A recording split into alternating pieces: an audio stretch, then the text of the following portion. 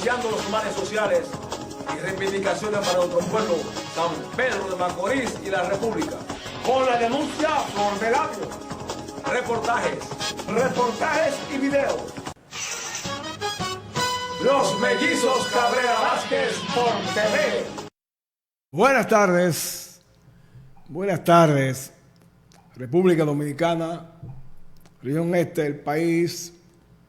Aquí estamos hoy sábado, 23 de agosto de este 2025 por Extremo Channel, el canal del amigo, colega, hermano Carlos Pérez Guante. Vamos a estar con ustedes unos 60 minutos opinando, analizando, comentando, denunciando situaciones locales, regionales, nacionales y también internacionales, porque tenemos seguidores y audiencia a través de la plataforma de la internet, por las redes sociales, Instagram, Twitter, Facebook y demás. Aquí estamos con ustedes. Alberto se está riendo. ¿Y por qué Alberto se ríe? Mírenlo ahí, enfócalo riéndose. ¿Le pusiste en serio? Hola, ¿qué tal, amigos televidentes? Nada más con ustedes aquí para informar el pleno desarrollo ocurrido en el transcurso de la semana. Muchas noticias internacionales. La presión del presidente Donald Trump con Venezuela, con México y con Colombia. Vamos a hablar eso más adelante. El presidente Abinader dando título, más de 110,000 personas recibieron título de propiedad de parte del presidente Luis Abinader en los terrenos del Cerro que dejó la plebe del PLD, porque la tierra del Cerro se la robaron todas y lo que ellos dejaron no pudieron llevársela. Hoy el dominicano y la dominicana está obteniendo título de propiedad, como ya pasaron en Porvenir, en Consuelo, en Quiqueya, en Los Llanos, Ramón Santana, Boca Chica, Jaime, Barahona, San Luis, etc. También tenemos, vamos a hacer un comentario sobre el problema del Colegio Dominicano de Periodistas, un proceso electoral incidentado. Vamos a ver hasta dónde esa situación no llega a su máxima división, porque está dividido el colegio de abogados con dos directivas. Dividieron los colegios médicos, es un desorden con la clase profesional pensante. También tenemos aguaceros en la República Dominicana, Enrique. Vamos a ver cómo la alcaldía Inmortal lo limpia, esa calle 20 da pena, los apagones en los barrios da pena, principalmente en la zona sur, horas y horas de apagones, donde los empresarios de la electricidad justifican los apagones que la gente que se roba la luz. Estos temas vamos a comentarlo con ustedes en el transcurso de este programa. Quiero iniciar dándonos lo más sentido pésame. Al enterarnos en la mañana de hoy del fallecimiento de un amigo nuestro, un médico, el doctor Darío Romero Ramos, quien era natural de Los Chicharrones, Guayacanes, pero que residió muchos años y ejerció profesionalmente durante muchos años en San Pedro de Macorís. Estuvo en una clínica que estuvo ahí frente al estadio de Telo Vargas. Ahí tuvo esa clínica, Centro Médico San Pedro. Y el doctor Darío Romero Ramos, un hombre sincero, un hombre desprendido, un hombre íntegro, un hombre serio, un hombre honesto, un hombre de muchas virtudes y de muchas condiciones. En 1990 y de muchas condiciones falleció, y lamentamos profundamente el deceso de mi amigo, de nuestro amigo, el doctor Darío Romero Ramos. Miren, la semana pasada Alberto habló de ese tema y ahora anunció que va a volver a hablar de ese tema. Y yo no hablo del conflicto que impera en el seno no del Colegio Dominicano de Periodistas, sino de un sector, que es el Marcelino Vega, que se ha dividido y ha presentado un candidato, y hay otro candidato que también es del Marcelino Vega, y ese segundo candidato o otro candidato fue invalidado por la Comisión Electoral. Y yo no hablo de ese tema porque ¿qué le interesa a la audiencia? Un pleito interno de los periodistas. Hay cosas más importantes que eso. Bien, miren.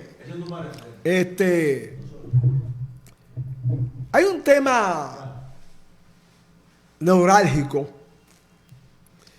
que toca la sensibilidad humana. Y en estos días leímos una entrevista al director del hospital, Darío Contreras, que hablaba de la deshumanización de los médicos en el ejercicio de la profesión. Y él señalaba, en esa entrevista, el director de Darío Contreras, que los médicos jóvenes, que esa tendencia de tratar a los pacientes con desprecio, con frialdad agria, se ve mayormente en los médicos jóvenes.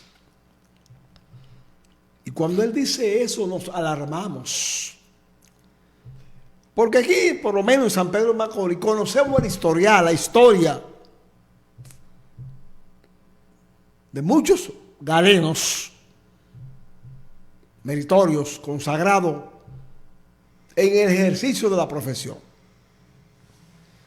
Tenemos que rememorar y hablar del doctor Alán, del doctor Risi, del doctor Dince, del doctor Merit, del doctor Musa, viejo, de Sueza, del doctor Fran de Sueza Fleur, del doctor Morey, del Judici, del doctor Carlos del Judis, entre otros médicos.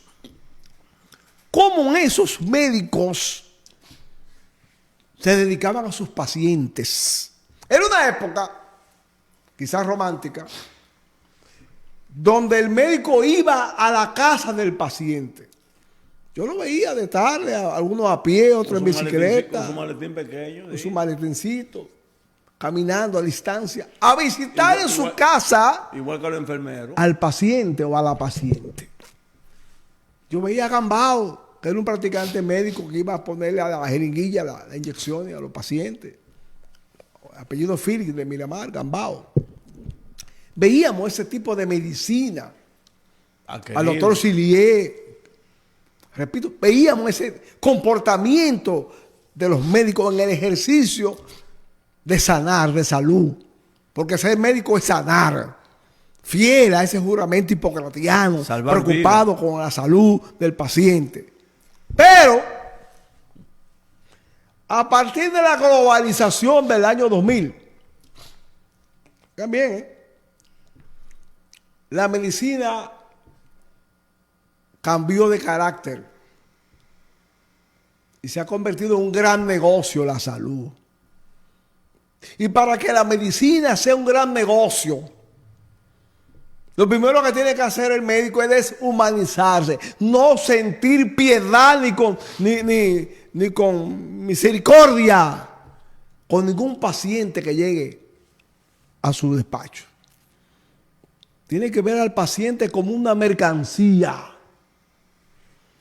para hacerse de dinero, para hacerse rico, para estar opulente y quizás para que la sociedad lo respete. Ese médico tiene que convertirse en ver al paciente, al enfermo, como una mercancía.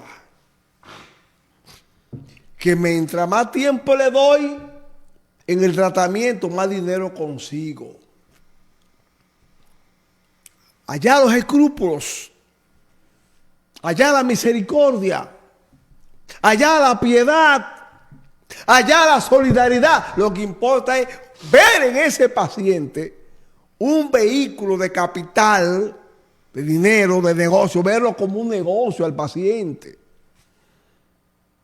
Y eso se da, como dijo el director del hospital, Darío Contreras, en los médicos jóvenes de los últimos 30 años mayoritariamente. Claro, que aparecen profesionales y médicos que le preocupa con sinceridad al paciente. Tenemos aquí, por ejemplo, Fermín Álvarez, por un ejemplo. La doctora Crescencio. La doctora, la amiga nuestra. Teresita Suazo. Teresita Dominga Suazo. Guzmán. Dominga Guzmán, para poner algún ejemplo, son médicos Doctor de León. que todavía tienen en su epidermis, en su conciencia, esa vocación que heredaron de esos médicos que le dieron clase a ellos. Porque los médicos que mencioné al principio fueron maestros, profesores de la UCE aquí en San Pedro de Macorís. El doctor Caonabo Medina, el doctor Federico Eleazar, ¿no? La doctora Juana Vicente, para mencionar algunos médicos que no pertenecen a esa nueva ola Doctor Baloy. de médicos jóvenes Javier. que carecen de escrúpulos y que, repito, ven al paciente como una mercancía de capital. Sí, hay que decirlo con crudeza. Porque la sociedad en que vivimos, esos médicos han perdido el criterio de la humanidad, del ser humano, lo han perdido. Porque la sociedad también, ellos son parte de la sociedad, ha perdido ese norte de la solidaridad, de compadecerse por el otro. Existe una cultura del individualismo, del individual, de lo mío. No me importa lo demás, es lo mío. ¿Cómo yo tener jipeta? ¿Cómo yo tener una villa? ¿Cómo yo tener finca? ¿Cómo yo tener haciendas? ¿Cómo yo tener dinero en los bancos para yo hacer mi viaje de placer en Europa, en transatlántico, en Puerto Rico, en las islas del Caribe, etcétera? Lo que le importa a los médicos modernos de ahora, que se han deshumanizado, es que lo miren no como médico. Oigan bien, no que lo miren como médico, que lo miren como millonario. Porque ellos entienden que eso le da valor de calidad en la sociedad. Y al que ven realmente como médico, ese médico humilde, sencillo, piadoso, solidario, que se desvela por el paciente, ¿no? Ahí tengo la hija de mi amigo, el maestro Cabo Creto, Lusitania, también es una médica que llama al paciente, se preocupa, no importa la hora alta de la noche que usted lo ve. Lusitania sí. Álvarez es una de las pocas médicos con criterio humano, pero la mayoría de los médicos nuevos Mejía, de los últimos años, como dice el director del Darío Contreras, porque salió un reportaje en el Listín Diario, ¿te parece? Todo viene porque salió un reportaje en el Listín Diario que denunciaba, que hablaba de cómo médicos y enfermeras trataban a los pacientes en los hospitales públicos. con desprecio. La doctora Túnez. Óigame, cómo lo trataban con deshumanidad. Entonces, alarmado por esa situación, este periodista sale a entrevistar, a preguntar, a indagar, a darle fuerza a ese reportaje. Y este director del hospital Darío Contreras admite públicamente que sí, pero él se cuida. Él defiende su generación. Dice, no, son los médicos jóvenes. Los médicos que están pensando en cómo hacerse de dinero. Están pensando cómo acumular fortunas rápido. Repito, porque el profesional de ahora, que la gente no lo ve como figura adinerada, como rico, no lo respetan. Porque en esta sociedad el respeto está en el valor del capital que usted personalmente represente y encarne. Usted puede ser el mejor profesional del mundo en este país. Si anda a pie, nadie lo respeta. Si anda en un vehículo de medio uso, nadie lo respeta. Usted tiene que cambiar la jipeta cada 2 años. Y tiene que meterse en todas esas excursiones y paseos para Europa, para los barcos, transatlánticos. Tiene que meterse ahí y subir en Facebook, subir esas imágenes para que la gente le tenga respeto. ¿Por qué? Porque usted es rico. Porque en esta sociedad solamente se respeta al que tiene dinero. Y eso lo demostramos en los tribunales, en la justicia. ¿A quién le aplican la justicia? A los pobres. A los ricos le buscan todos artilugios, todas artimañas, todos métodos para que ese rico no le caiga el peso de la ley. Pero al pobre, patá con él. Patá con él. Entonces eso es lo que pasa en el ejercicio de la medicina. Que ha sido tan escandaloso el maltrato, la ofensa y el agravio a los pacientes en los hospitales públicos, que hoy salen reportajes donde confirman que sí, que hay una gran cantidad de médicos y enfermeras que tratan, que maltratan a los pacientes a los cuales están ellos atendiendo. Mira, el tema de la profesionalización y tecnicismo de la sociedad en sentido general, donde el de arriba, el que ostenta tal o cual posición, ven al de frente como objeto, no como sujeto. Como un objeto para enriquecerse, pero eso no solamente pasa en la clase médica, pasa en la clase de abogados, principalmente en materia laboral, que un 30%, le cogen el 30% y le cogen el 50% y venden la sentencia y venden al empleado en favor del empleador. Sucede con los profesores, un colegio para hacerme rico rápido, subir la tarifa. Pasa con los laboratorios y las competencias, la tecnología. Y por eso a veces, cuando hay mala práctica médica, el colegio médico truena. Hace varios meses, discutiendo en el legislador una implementación en la ley de salud y otros reglamentos, el presidente del colegio médico, algo al del suero, se rebeló. Porque se estaba hablando de demanda a los médicos, el problema también del aborto, que se tocó. Y ese tema del aborto trajo como consecuencia que el colegio médico saliera, claro, en defensa de su médico, porque los bomberos no se pisan la manguera. Es un problema de la sociedad, un problema ideológico, de concepción. Porque estamos viendo en la República Dominicana la situación ahora, es decir, en países que lo critican esto, no sucede eso.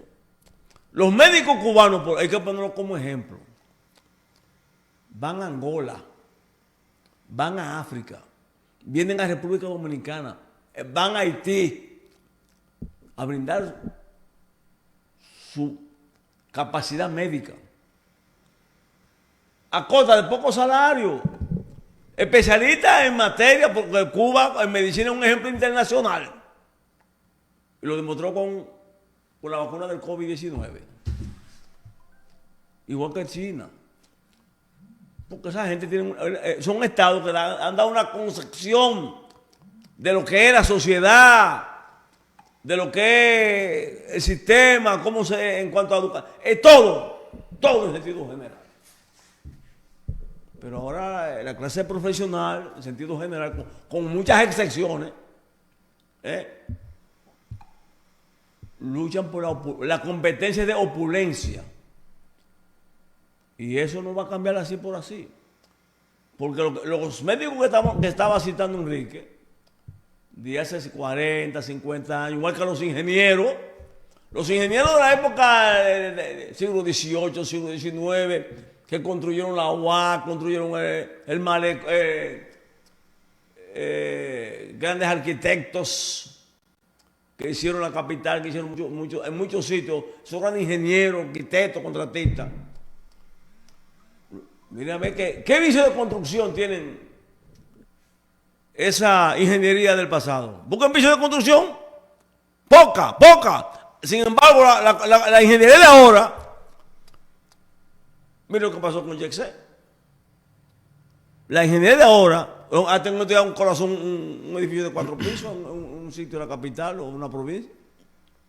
Porque los ingenieros de ahora, ¿qué le importa que se mueran después que tú gastas tu cuarto y te dan tu contrato y tus millones? El ingeniero de ahora que quiere hacer, competir con el médico, que te anda en jipeta. Lo mismo pasa con la agronomía. Que los productos no se den y se salgan malos. Contratas malas. Por aparte de eso, tienen el apoyo de la clase política. Ahora mismo hay una denuncia en el agrario donde se está discutiendo irregularidades económicas. Una denuncia.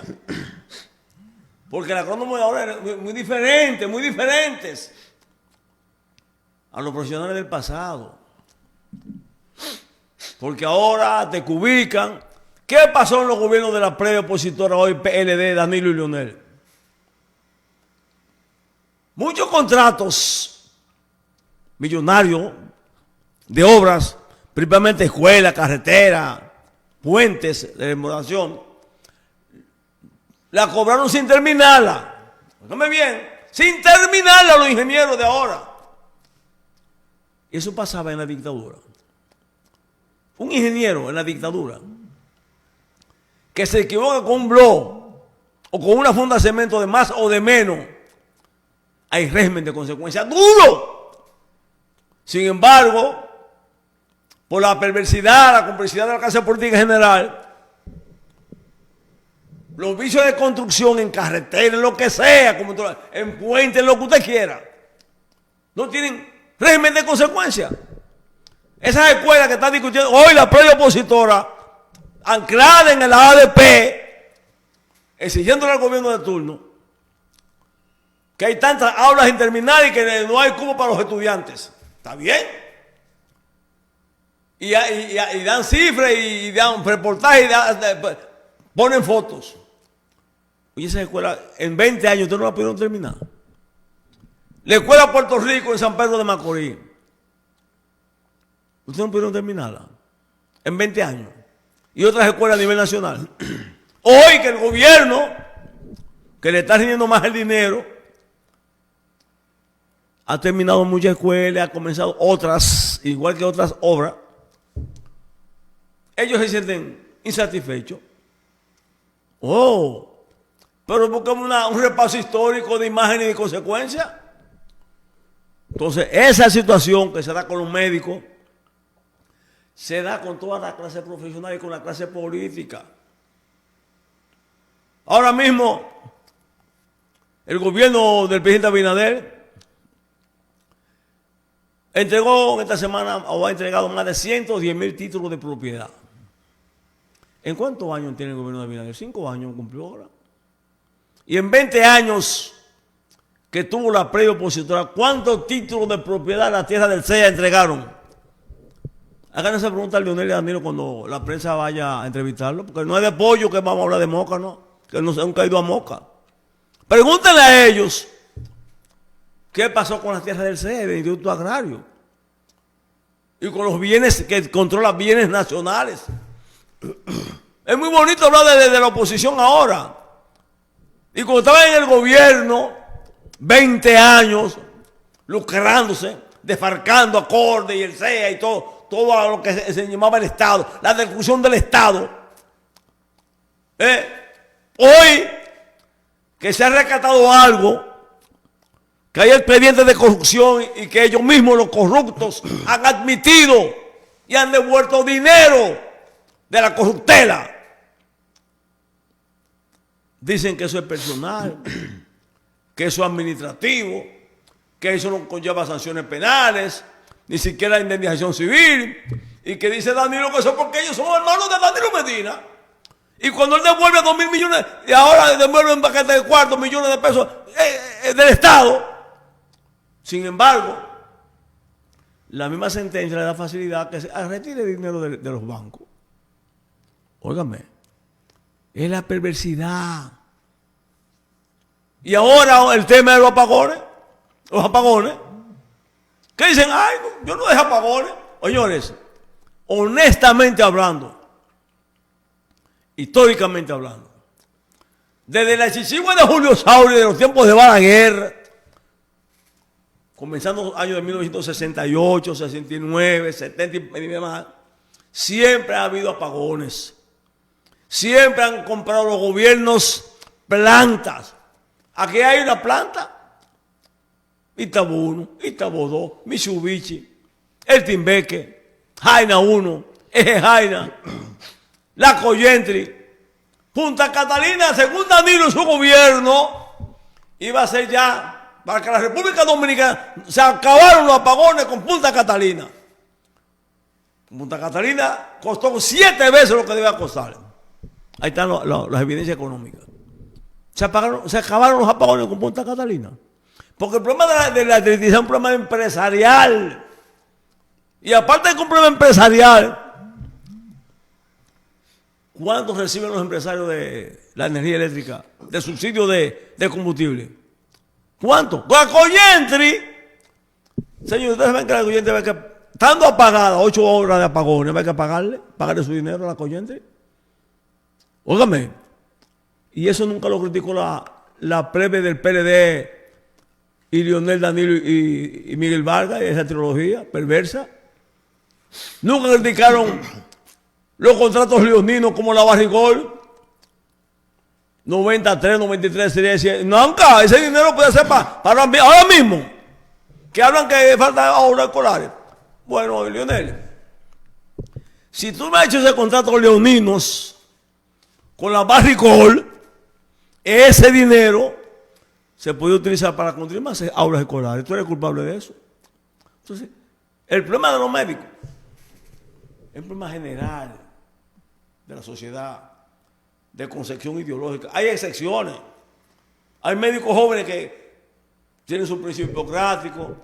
Pero lo primero que es un médico que quiere montar una clínica privada. Porque ¿qué le genera la clínica privada? Los códigos médicos.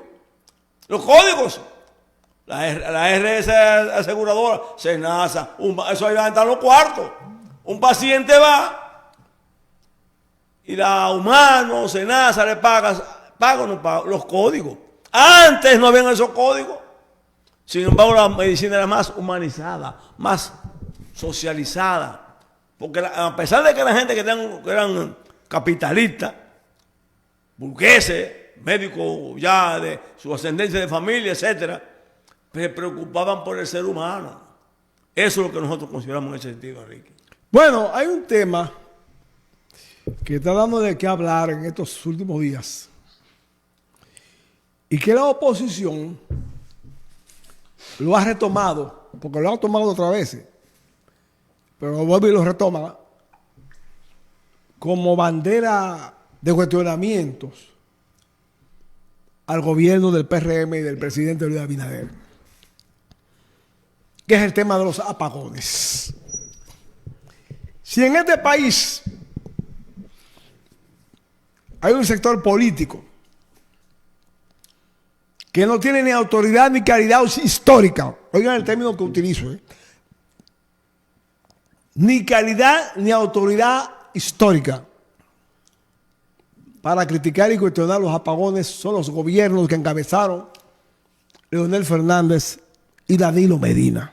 Y Miguel Vargas, aliado. Porque Miguel Vargas no fue presidente, porque es aliado de ellos.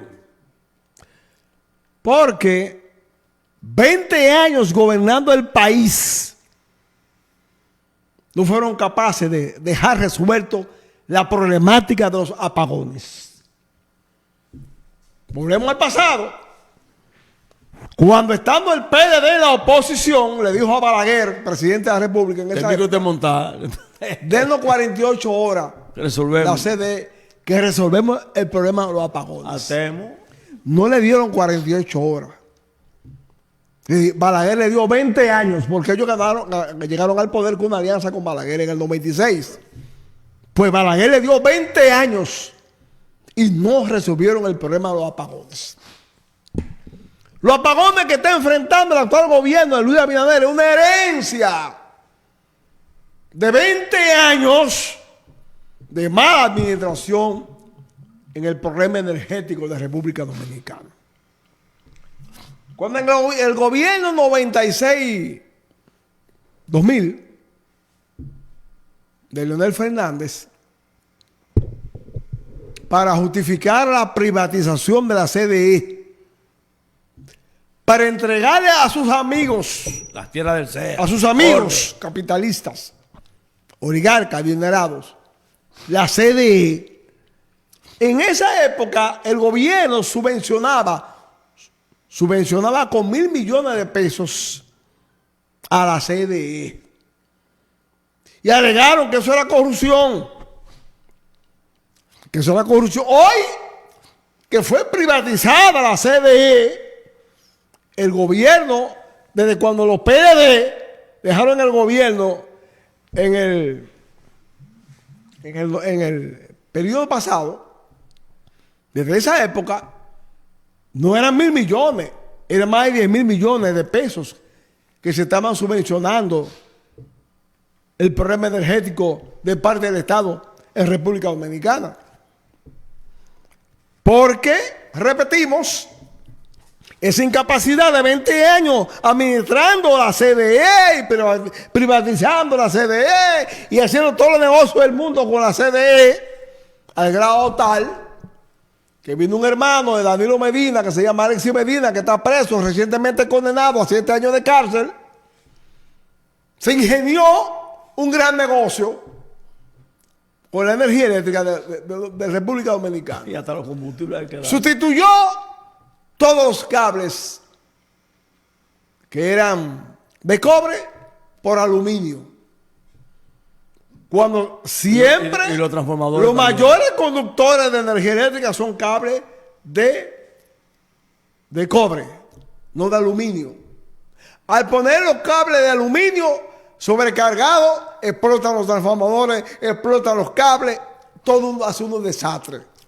Entonces, históricamente hablando, el principal problema responsable de los apagones que nos están afectando hoy, repito, el principal responsable de los apagones que nos están afectando hoy son el gobierno de Danilo Medina, especialmente su hermano, por toda la mafia, por toda la corrupción, por todo el robo que implementaron con el negocio energético en República Dominicana. Es muy fácil desde la oposición, redes sociales, responsabilizar al gobierno de los apagones, acabar y pedir que derroquemos al gobierno. Vamos a salir a la calle con machete, con escopeta, con lo que sea, a protestar contra los apagones y a tumbar el gobierno. Muy fácil ahora decirlo. Eso se llama irresponsabilidad. Eso se llama demagogia política. Eso se llama populismo. Echarle la culpa de lo que ustedes no fueron capaces de resolver en 20 años a un presidente que ha demostrado en 5 años eficiencia, capacidad y coraje. Coraje y valor para enfrentar la problemática que hoy por hoy afecta al país y en gran parte, que en gran culpa es una herencia del pasado. Miren, otro tema que está sonando ahora en plano internacional. Bueno, la guerra Ucrania-Rusia, Putin, Zelensky, las Yo no hablo reuniones. de eso, yo pierdo mi tiempo hablando de eso. Las reuniones, siguen los bombardeos, siguen las matanzas. Y Palestina sufriendo. Israel ahora quiere ocupar Gaza entera. Y la ONU callada. Óigame, eso es doble rasero. Para uno hay reunión de protección e intereses. Y como invitan a Zelensky a la Casa Blanca y a Putin, inviten a la gente de Palestina y de Israel, y la Unión Europea y Turquía y la Unión Árabe. Ahí hay seres humanos, hay niños muriendo de hambre, más de 100 hospitales destruidos. ¿Dónde está la ONU? Ha sido incapaz de llamar a la concordia, a la armonía, y no han dicho nada. Israel que con expediente de acusación de crimen de lesa humanidad obtuvo que la Corte Internacional juzgara, llamara a ser juzgado a la Corte Internacional por crímenes de guerra a Netanyahu y demás. ¿Y cuál fue la respuesta del presidente de Estados Unidos? Sancionar a los jueces de la Corte Internacional. Oiga, así no se puede. Con Putin sí, pero con Netanyahu y sus secuaces no. Entonces, ¿para qué existe esa Corte Internacional? Ahora mismo, el presidente Trump, con la Procuradora General de Estados Unidos, lanza una acusación contra el presidente Maduro de Venezuela. El escándalo. Hay una tensión en Sudamérica. ¿Para qué existe la ONU? Cualquier expediente de corrupción, de crimen organizado como la droga, si hay evidencia de un presidente como Estados Unidos contra otro presidente que tiene sede en la ONU, un asiento en la ONU, que es parte de la ONU, debe de ventilarse primero en la ONU. Con la evidencia. Y que el acusado se defiende y diga que no, y el que te acusa evidente la prueba. Porque tú me digas a mí que tú vendas droga porque es muy bueno agarrar el Chapo Guzmán, un cartel de esos chapitos. Sí, yo le vendí a Maduro un ejemplo. Que agarran gente que están condenados a pena perpetua y le dicen, te vamos a bajar la pena si tú acusas a tal o cual persona. Nosotros conocemos ese tipo de expedientes. Entonces yo creo, primero que hay una situación ya global, donde China y Rusia han dicho que van a defender a Venezuela, otros países igual por igual, viene la andanada diplomática internacional, el Caribe metido en agua, Sudamérica, los aviones, los submarinos, los barcos. Eso debe de... Oye, no estamos diciendo... se está diciendo por la paz en un lado y por promulgar la guerra en otro lado. Lo que debe hacer la ONU, diplomáticamente hablando. Usted tiene prueba de que el presidente Maduro es un narcotraficante. Vamos a llevar eso al Consejo de la ONU con las evidencias. Si hay prueba, entonces usted manda a actuar. Porque cuando Miguel Uribe vendía droga fue protegido por Estados Unidos. Ahora mismo, Bolsonaro tiene un expediente de corrupción, prisión domiciliada. ¿Y qué hace el presidente de Estados Unidos? Sancionar a los jueces. ¿Y por qué esos jueces no fueron sancionados cuando condenaron a Lula en Brasil? Doble rasero. No duden ustedes que por la presión que tiene México con el narcotráfico, el cartel de Sinaloa y demás, mañana salga una acusación diciendo que la presidenta de México, Chen Brown, esté vinculado a uno de esos carteles para hacer la Rocán, para dar un golpe de Estado, para intervenir en México. Lo mismo pasa con Colombia ahora mismo y Petro. Con una posición, ya lo quieren investigar porque salió del país sin permiso. O sea, los golpes de Estado siempre están al acecho. Mataron a un presidente en Haití, no ha pasado nada. Haití está en un estado fallido. Pues la ONU no se preocupa por eso. La OEA no se preocupa por eso. Porque a lo mejor los intereses de Haití pesan menos, económicamente hablando, que los intereses de Venezuela, de Colombia y de México. Y es verdad. Yo considero que cualquier tipo de acusación de un presidente a otro presidente deben los organismos diplomáticos internacionales reunirse, buscar las pruebas, a buscar quién acusa, quién te acusa, quién te vendió, quién te compró, dónde están los audios, la evidencia, los videos. Porque hay que hablar en derecho, el derecho ese que se habla. Que me dijeron que fulanito que está preso dijo que sí, o que le están pagando para que vincule a tal o cual persona a nivel internacional porque mis intereses me afectan. Entonces se ha dicho, los que saben de eso, que el problema de Venezuela, primero, han ganado unas elecciones, la han cuestionado. Bueno, la han cuestionado. Entonces, sigue el presidente ahí, se ve la gente, las movilizaciones, que piensan matar 24 millones de venezolanos para capturar a un hombre. ¿Qué pasó con Saddam Hussein? ¿Lo acusaron de qué? Tenía armas de destrucción masiva.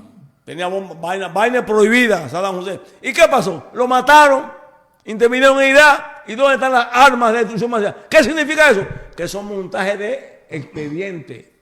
Que puede pasar lo mismo con Maduro, con cualquier otro presidente. Señores, dejen que los pueblos sean los que determinen. Ahora mismo, un proceso electoral en Bolivia ganó la derecha. No hay cuestionamiento, porque ganó la derecha, la izquierda lo aceptó. Y si hubiera sido contrario, que hubiera ganado el movimiento por el socialismo en Bolivia, no ha de conocer la voluntad popular, porque no ganamos. Sin embargo, ganó la derecha, no había movimiento de protesta. Se ha admitido que ganó la derecha y perdió el movimiento por el socialismo. Cuando pasó lo contrario hace 7 o 8 años, que ganó Evo Morales, le dieron un golpe de Estado. Y la OEA, con el mago en la cabeza, dijo que fue un fraude electoral. ¿Qué pasó? Volvieron a hacer elecciones y ganó el movimiento por el socialismo. Y la OEA quedó de fea, como se dice. Entonces, eso es que los pueblos, como pasó en Bolivia, decidieron, en su mayoría, 20 años. Se desgastó. Y Evo Morales fue el culpable de esa derrota. ¿Por qué? Por su afán de continuar, por su afán de volver. Si tú tuviste 12 años gobernando Bolivia, 18 años, dale paso a otro. Eso pasa aquí en Dominicana con Leonel. Leonel duró 12 años en el gobierno y quiere volver. Y decía, la reelección es mala, pero quiere volver. Eso es caudillismo. Y el caudillismo atrasa a los pueblos, Enrique. El presidente de la República, en estos días, me envió una carta a la dirección del Partido Revolucionario Moderno, PRM, que fue reseñada ampliamente por la prensa dominicana, en la que solicitaba que no se festejara, que no se conmemorara de manera pública el aniversario del triunfo electoral del 22 de agosto del año pasado. Y nosotros lo apoyamos. Y la sociedad nacional también lo apoyó. Porque el presidente, como dice en una parte de esa misiva, estamos en tiempos de trabajo, no de fanfarria política. Y esta carta debe de ser leída minuciosamente por todos aquellos y aquellas que en la cúpula partidaria del PRM se han lanzado abiertamente como precandidato, como aspirante a la presidencia de la República. Gastando dinero no de su bolsillo en la mayoría de los casos, sino de los ministerios que ellos están dirigiendo, de las instituciones que ellos están dirigiendo. Repito, no es dinero de su bolsillo. Manipulando las nóminas para colocar activistas que lo promuevan en sus aspiraciones personales a ser candidato a la presidencia de la República. Sí apoyamos esta carta del presidente.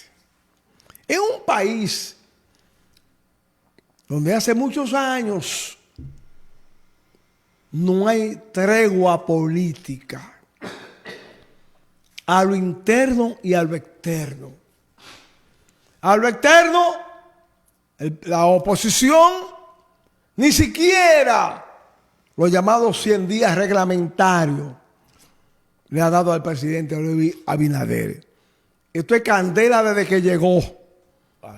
Esto es desacreditándolo, difamándolo, calumniándolo, hostigándolo, persiguiéndolo, acosándolo desde el primer día que se juramentó como presidente de la República, desde esa oposición. Y a lo interno del PRM, todo el que es ministro, todo el que es director de una institución descentralizada del Estado, se quiere con la competencia, con la calidad, con la capacidad para aspirar a la presidencia de la República. Y ¡ay! de aquel que cuestione esas aspiraciones. Le caen ellos y sus seguidores arriba como las pirañas para hacerlo añico.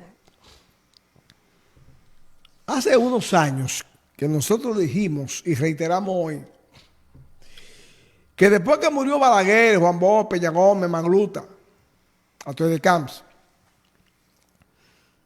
en este país se ha cualquierizado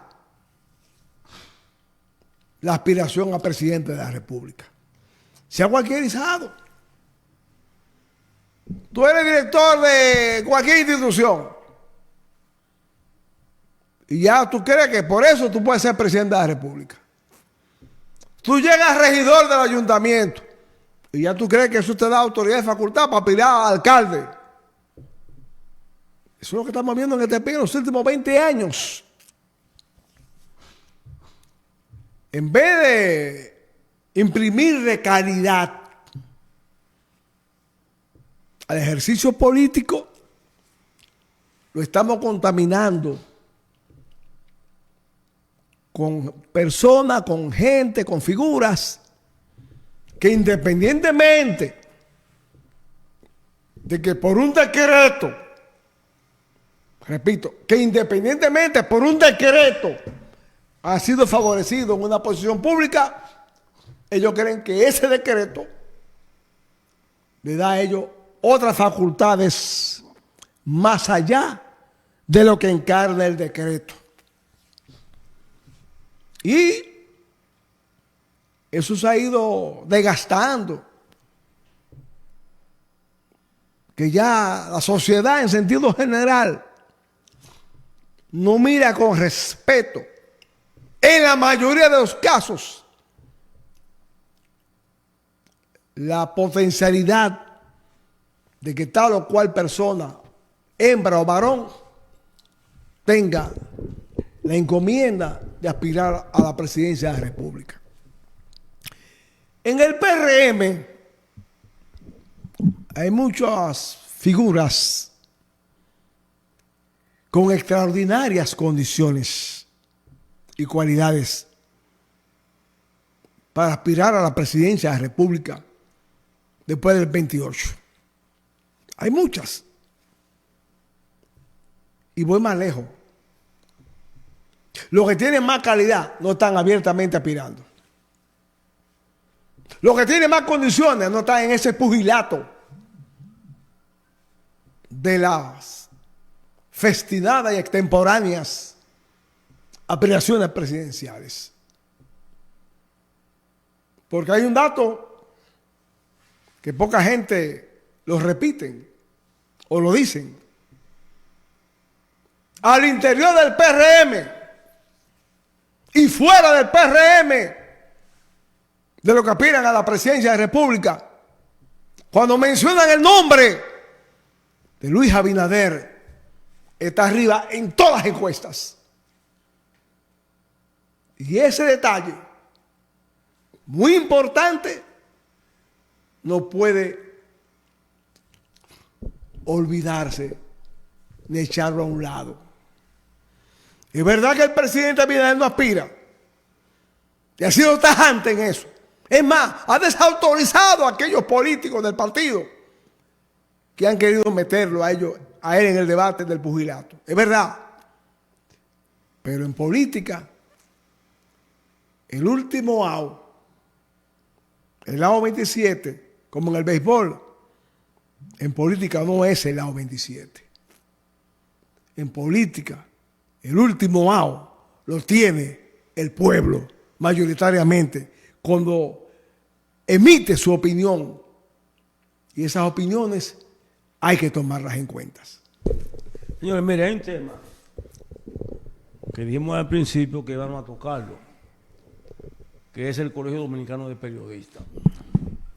Dentro del Colegio Dominicano de Periodistas y del Sindicato de Trabajadores de la Prensa, el movimiento Marcelino Vega, que tiene la mayoría de la membresía, tiene el control porque tienen varios años ganando elecciones. Y le puede pasar como al PLD, 20 años, el que divide, pierde. El movimiento Marcelino Vega se dividieron, hicieron dos asambleas. Uno en el Colegio Dominicano de Periodistas y otro en la UAS. Cada asamblea escogió un candidato a la presidencia del Colegio Dominicano de Periodistas. A raíz de que vino la comisión electoral y excluyó a uno de los candidatos, el Marcelino Vega, José Beato, vino la reacción de otros comunicadores, periodistas, del sindicato y del colegio, criticando a la comisión electoral que cabeza Criterio Cedeño.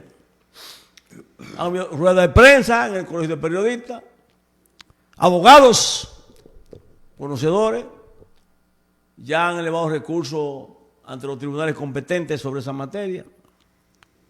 Y vienen en la prensa, que dice que no, los dimes y diretes de unos y otros. Yo dije en mi programa anterior que lo que debió hacer el movimiento Marcelino Vega, primero, los precandidatos, no oficializarlo como hicieron ahora, los precandidatos, hacer una asamblea a ellos o una elección interna. Quien saliera ganador dentro del movimiento Marcelino Vega fuera el candidato a la presidencia del Colegio Dominicano de Periodistas. No lo hicieron. Cada quien jaló banda. O también tenían otra opción. Si están divididos, bueno, negociar la dirección ejecutiva. Si tú sales presidente del colegio, candidato, yo te doy el IPP y al otro el tribunal disciplinario. Si el cargo ejecutivo son 5, te doy 2, no, el que gana se queda con 3. Igual que en el Comité Ejecutivo Nacional. Igual que en la filial a nivel nacional. Es una buena negociación para que el movimiento Marcelino Vega no se suicide. Pero es tan sectario. Tan sectario que un periodista que no son del Marcelino Vega, como es David Lorenzo, Carlos Perrey y demás, se lanzaron a apoyar a uno de esos candidatos. Es lamentable. Y eso pasó con el Colegio de Abogados. Hay dos presidentes nacionales, Piantini y García por otro, uno del PRM y otro de la plebe PLD, Danilo Lionel. Un colegio de abogados que lo destruyó, quien ostentó el poder de manera abusadora en esos dos periodos. Salió negociando, que salió con una fundación y millonario. Es lamentable lo que la clase periodística está pasando. Hay tiempo, porque las elecciones son el viernes, si no hay un fallo de un tribunal esta semana. Está pasando para el viernes 29.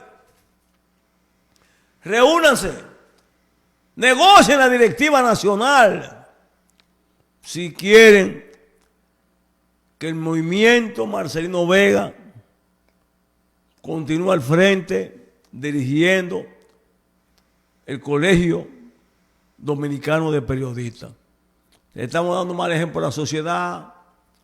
Tú me dices, ya están yéndose a lo personal, diatribas, calumnia y respeto de unos a otros. No hay respeto, la trayectoria no la respetan. Entonces,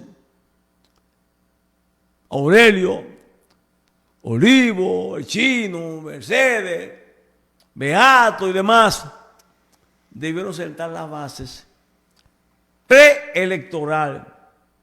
No venir con problemas jurídicos, que tú no eres, que yo no soy, que licenciado, porque ya Adriano de la Cruz, fallecido, Lipe Collado, fallecido, inscribieron mucha gente. Entonces es lamentable que hoy, esta semana, veamos en los tribunales un debate bizantino entre colegas y colegas que andaban juntos ayer, como andaban Olivo y Aurelio y demás, y Beato, y Luis Pérez, y esa gente. Yo creo que si no se llevan, si no se reúnen, si no hay una negociación y van a los tribunales como se está viendo, es posible, señores. Ya hasta la familia de Marcelino Vega, primo, hermano, Uno donde se autorizan al otro a que use su nombre. Y Agustín Vega también, que oye, han dividido hasta la familia. Vega en Atomayor. Manuel Vega por un lado y Agustín Vega por el otro. Hasta ahí ha llegado la confrontación interna del movimiento. Marcelino Vega. Es lamentable. Señores, pasen un buen fin de semana. Síguenos en Facebook.